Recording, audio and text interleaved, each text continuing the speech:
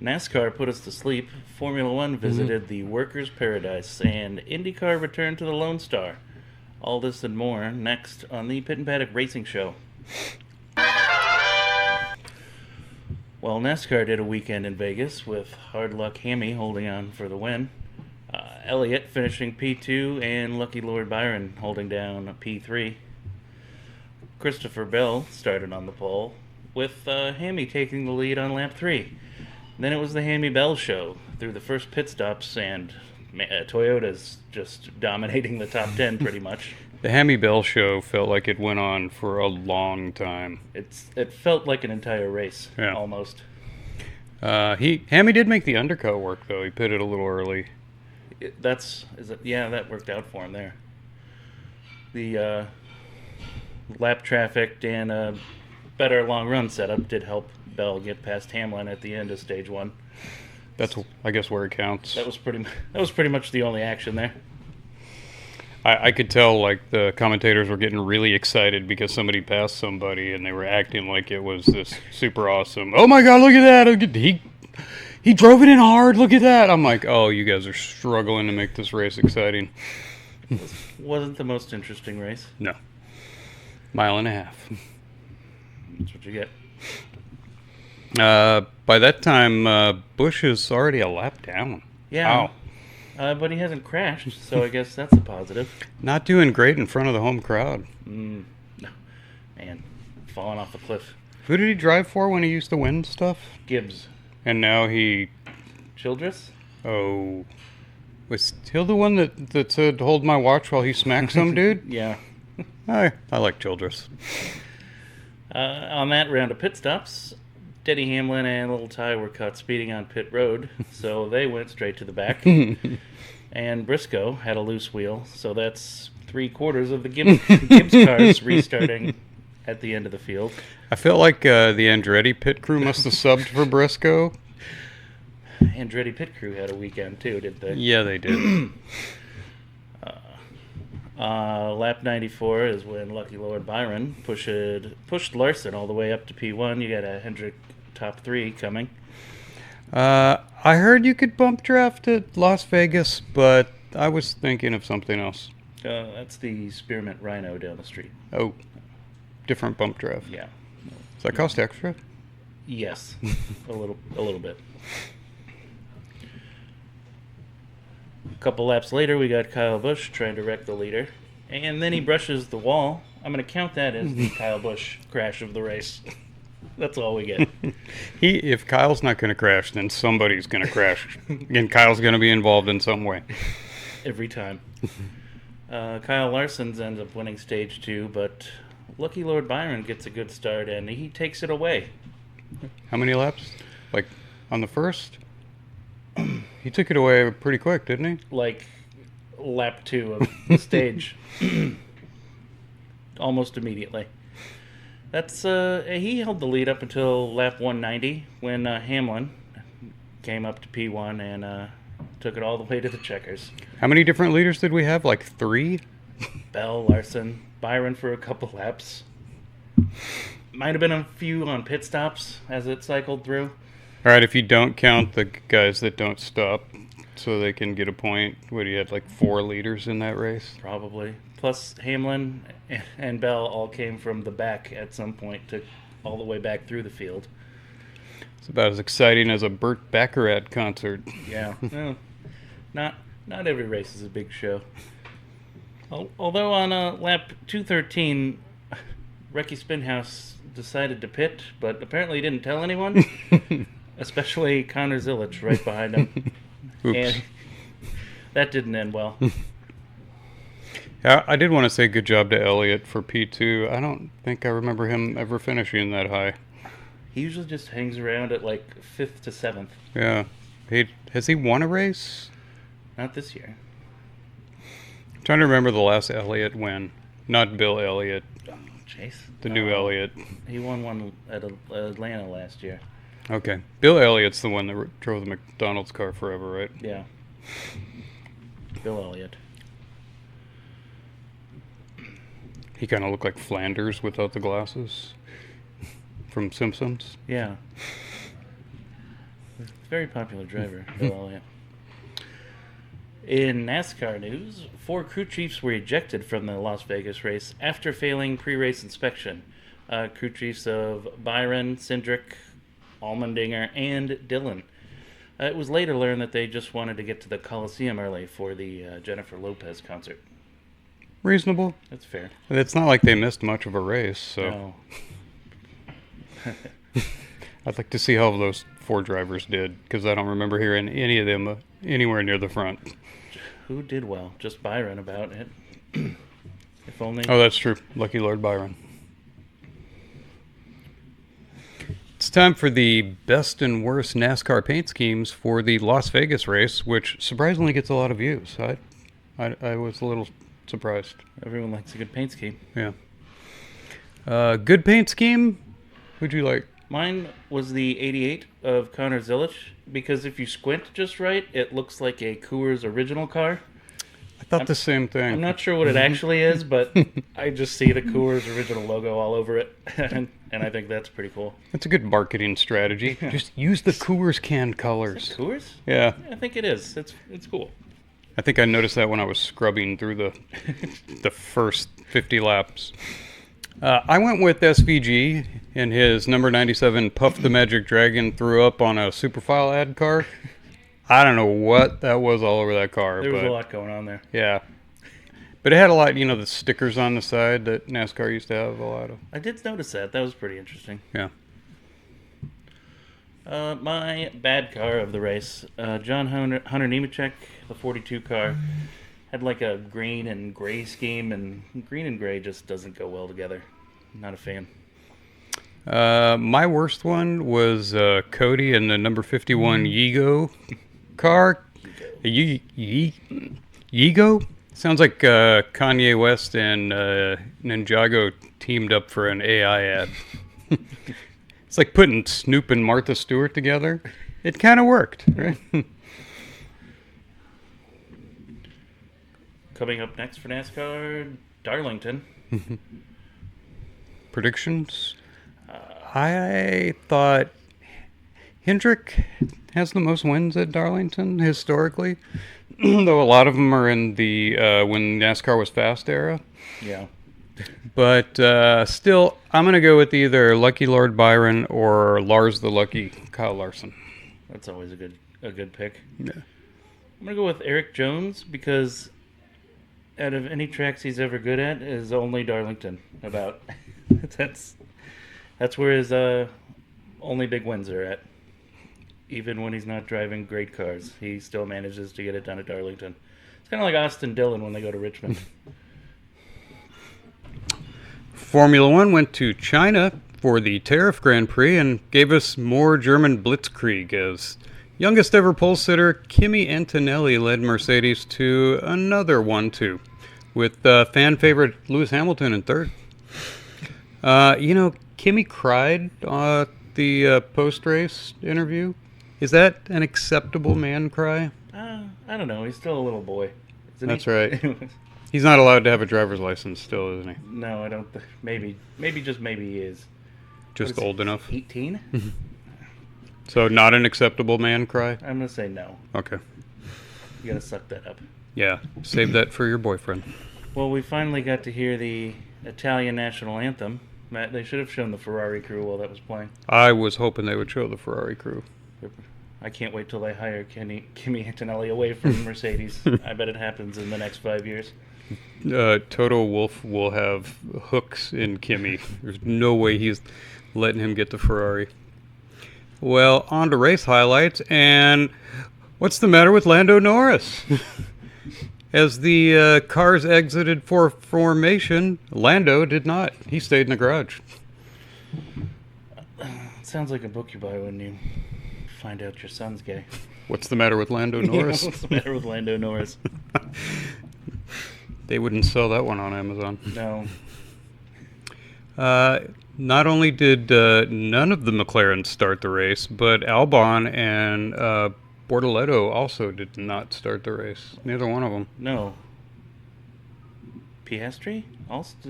He didn't even make it out either. Both McLarens stayed in the garage. He came out to the grid, but then they pulled him back.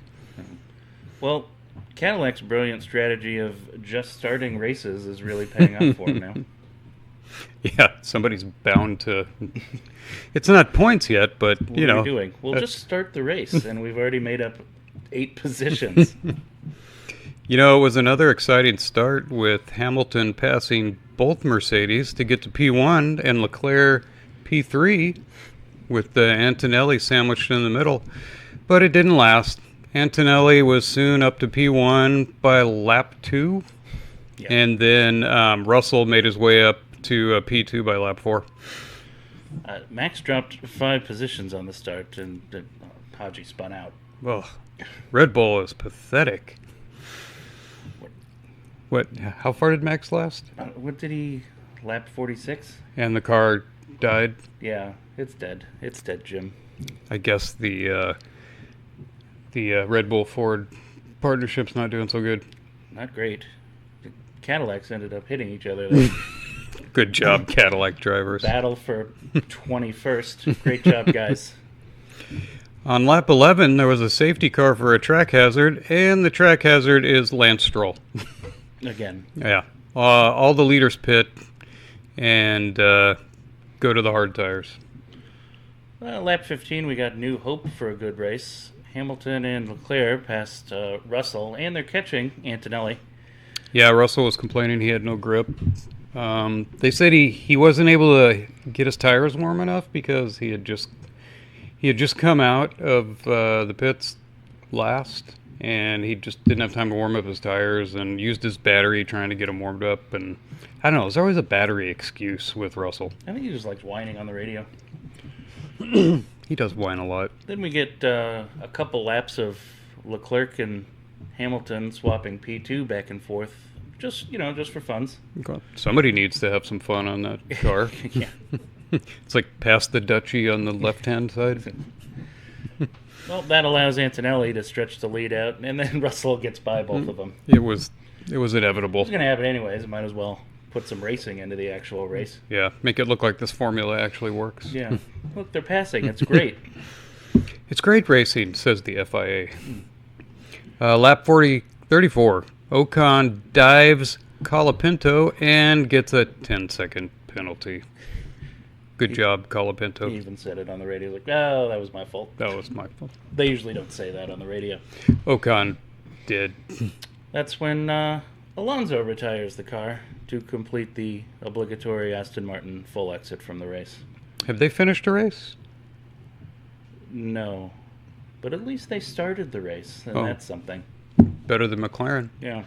Lap 36, and Leclerc blows the turn and hands P3 over to Hamilton, who hung on for the rest of the race. 3 to go. Kimi locks up while posting a TikTok video. Gets a little reprimand from the engineer. He was kind of out there all by himself He was anyway. driving away. Like, oops, put the phone down. Mercedes ended that race with a 25-second gap on Ferrari. So without the Ferrari magic starts, it would just be 2016 all over again with Mercedes driving away, lights to checkers. At least they have magic starts, and they can get a quick lead out. They can give the Tifosi some hope. Yeah. And at least they let them race each other. No kidding. You know what? Ferrari might do well at tracks like Monaco. Wait, no, they don't qualify good. They're screwed. Yeah, or they're just gonna crash. What's the next low downforce track where the long straights don't hurt them so badly? Vanderdort? What's the Dutch one? Are they going back there? The Dutch Grand Prix, maybe. I think they might be done at the Dutch Grand Prix. Oh, They need a little short track. Catalonia? Bristol. I would pay money to see them at Bristol. Gasly had a nice P6 with the Mercedes power unit. Looks like that was a good choice for Alpine. Move on from the French car. The French engine makers complained loudly when Alpine decided to go with Mercedes engines. Seems to work out. Yeah, make an engine that can win races and we'll stay with you. Behrman ended up P5. Granted, there were no McLarens in front of him, but Haas is looking like the best of the rest. They're fourth place in the championship. Are they ahead of McLaren? They're Close? no, they're one behind McLaren, but they're ahead of Red Bull on merit. That's a ridiculous thing to talk about. The Haas engines are actually finishing. Wow, that's... Or Ferrari. They have Ferrari Yeah, engines. they do have Ferrari. Man, Max really hates this formula. But do you think he would like the formula if he was winning races? He would probably complain less, but he probably would still be annoyed by it. It is pretty annoying, I hear. But he would shut up about it because he was winning. He's winning. He's like, yeah, I guess I'll shut up. Well, Formula One confirmed its 2 Middle East races have been suspended due to the Iran war. You know what? Those were both April races. So that's 2 races that Mercedes can't rack up points before they lose their compression cheat. How much does this help Ferrari and teams not named Mercedes? It depends on if... I would say it depends on if the races are rescheduled after the compression fix. That would help everyone that's not Mercedes. They lose their compression cheat in June, so they have the May races. So they've got Japan in April and then 2 May races to make it up. So 3 more to rack up wins. And I don't even know if it's still going to catch them, even with the fix. I wonder how much difference the fix is going to make. Probably not enough. We can hope. Yeah. F1, the movie, won an Oscar for Best Sound. But after seeing what movies those people vote for, that is not a ringing endorsement. They did better than what was the one with Leonardo about Antifa the movie or something? Yes, Antifa the movie. I didn't see it. Antifa the movie beat F1 the movie. I saw F1 the movie. It was pretty good. I'm shocked that Brad Pitt didn't get a Best Actor nomination for his stunning performance as Sonny Hayes. I mean, he made us all believe that he could drive an F1 car. That's pretty good. That's true. I believed it. Next up, F1 takes a week off before they go to Japan for the Crazy Hat Grand Prix. I love that one. I love the crazy Japanese hats. Who do you like for P5 in that race? Because we know P1 through 4 is pretty much racked up. I think McLaren might actually start the race this time. The Haas might be pushed back to 7th. Yeah. I'd love to see... But only one Haas finishes 7th. The other one finishes 14th for some reason. Ocon seems to be quite a ways behind Behrman. Yeah, that's a little rough. Too many buttons to push for the Frenchman. Yeah. Pit and Paddock brings you the interesting fact of the week. This week, the Irish goodbye. That's where you leave a party without saying goodbye to anyone. That's my favorite way to leave a party. Yeah, it is pretty effective. Why is that associated with the Irish, though? I don't know. Usually negative things go to the Irish. Call it an Irish? Yeah. Okay. That's appropriate since we're filming on St. Patrick's Day. That it is. Use the Irish goodbye. IndyCar went down to Texas for the inaugural King of the Hill Grand Prix and blessed the world with another not Palou win as Captain Kirkwood blasted through the field for a P1 finish over Pablo. Power finished in 3rd, which gave Andretti 2 podium spots. Has that ever happened? Never in the history of racing. That's Wow. not true, but Feels it's been like a it. while. Feels like it's been a while. But it rings true. Captain Kirk even did it despite his hapless Andretti pit crew. You know what? I'd also like to point out that no Penske made it into Q3. We're counting on Penske so that someone can beat Pablo. Now what? We got to rely on Andretti? Jeez. I guess if it's a street course, that's okay, but... Wow. Man, Penske still hasn't come back up to its... Man, they made all sorts of mistakes in qualifying. New Garden, and that was pretty rough. It's the curse of cheating at St. Pete 2 years ago. So, Arlington, is it a good street course? What do you think? I liked it. I liked the long straight. I thought it was pretty good. I like the race. That front stretch with the start-finish line is a little wonky in front of that. I like the double pit lane. Good idea. But the entrance and exit is a little wonky. Yeah. That's my only issue with the thing. Now, if only Jerry Jones could run a football team as well as he runs a race, then he'd really have something there. Don't get your hopes up, Texas. I would like to note that anti-Trump country singer Maren Morris was not invited to sing the national anthem. Oh, she'd probably just describe IndyCar as like misogynistic, homophobic, and transphobic or something. That's a lot of icks. Ick. Ericsson started on pole ahead of Pablo and held the lead until the first pit stop when the Andretti crew handed the lead to Pablo.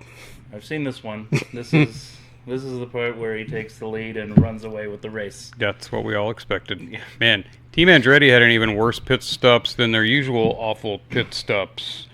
I ran out of fingers to count terrible Andretti pit stops on. Also on lap 1, Lungegaard got lunge-guarded by Mick Schumacher there. He's the new guy. Yes.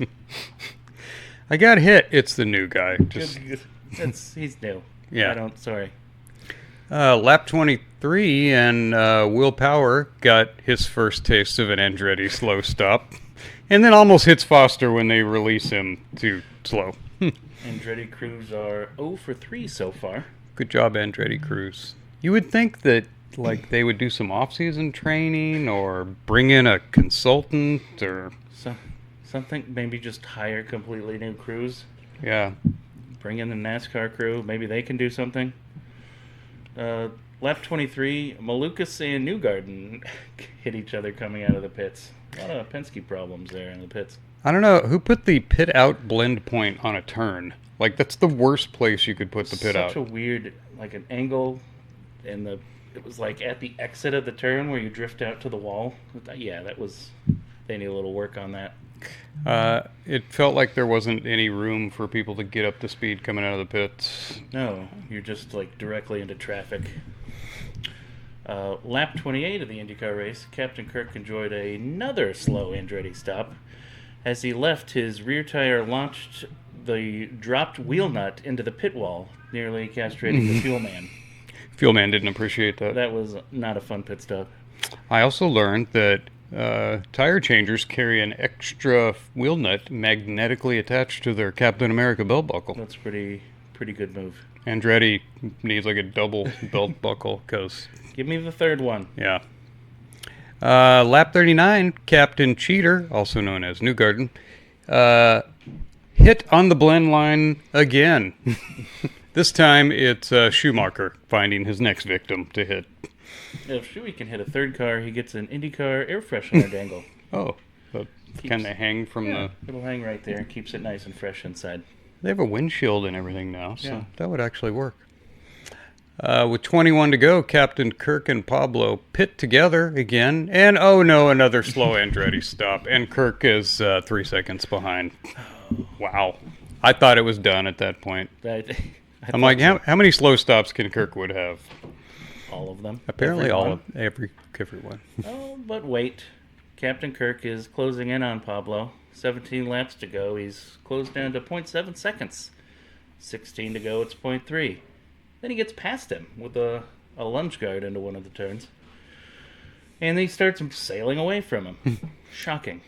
You know, it is odd to see somebody catch Pablo on a street course. Yeah, it's not... They were pretty surprised by it. Our super secret undercover journalist Bob reports that Captain Kirk flattened rear wing for more speed on the straights. Strategy from Andretti? Like a good race strategy? It's a long straight to have that wing there. Yeah. Well, at that point, Captain Kirk is off to strange new worlds, but oh no, 4 to go, and Rasputin crashes himself and brings out the safety car and wipes out Captain Kirk's 8-second lead. So, now we've got a huge restart. 1 lap to go. This is going to be very exciting. Wait, how did they clean that track up in 2 laps? It's a big track. Oh. Formula 1 can't seem to do it. Dragging bodies off the course. Let's go. We got to get 1 lap in. We're in for a super exciting 1-lap showdown. But what the hell is Nolan Siegel doing? Slams into gross jeans before even getting to the start-finish line, and that's going to be the race. Yellow flagged. I was actually a little relieved because I was afraid Pablo was going to get past him and win another one. We saw enough of that last year. Yeah. I was like, oh, nope. So much for that finish. Well, at least Kirk stays in the lead. I wouldn't mind seeing Pablo go to Formula One. There's probably going to be a nice open Cadillac seat next year next to Colton. Or Botox. Maybe. Yeah. I wonder if both of those guys end up staying.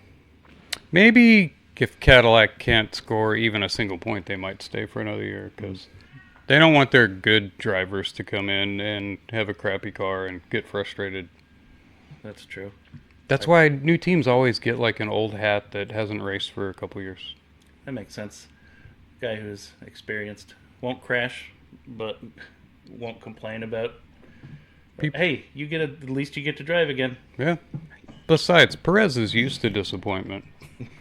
This car is terrible. You could be in the second Red Bull. Fair. Okay, I'll take the Cadillac. The second Red Bull hasn't finished a race. In other IndyCar news, Takuma Sato will be back for the Indy 500 with Rahal, Letterman, Lanigan racing this year. So that guarantees at least one Rahal car will make the Indy 500 field. So that's good news. He gets the special Honda engine again. We're gonna have Sato finish in the top 10 starters, and the other 3 Rahal drivers fighting for the last starting position. It's a yearly tradition. Bump day, right? Yeah. What do they call the day when it's your last chance to make it in? Is that bump day? Yeah, bump day. Bump day. Former NASCAR ARCA driver Helio Castroneves also announced he would be returning for the 500 this year. What does he have, 4? 4, yeah. Don't get your hopes up, Helio. Best known for his ARCA start at Daytona last year. How'd that go? I believe he crashed. Lap 1?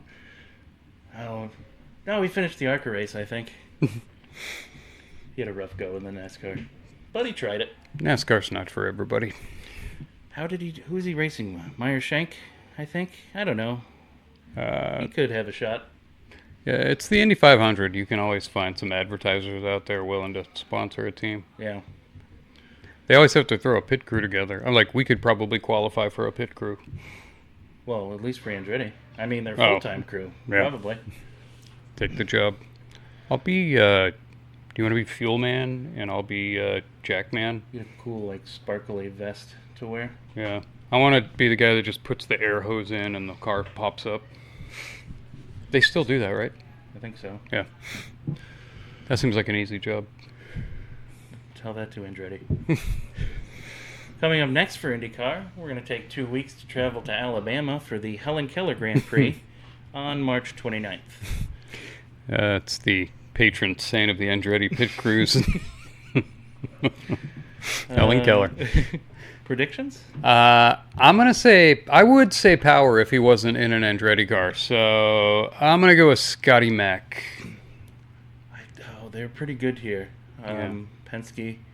But is it time for Alex Palou to regain his form and start winning races again? We can hope not. He won one, didn't he? He won the first one. Yeah, that's enough. It's been over 2 races since he's won. Yeah. In other news, the U.S. bombed Iran's Karg Island, reducing most of it to rubble. The president ordered the bombing after hearing that it was another Epstein Island. Oh, this is going to get redacted on Rumble.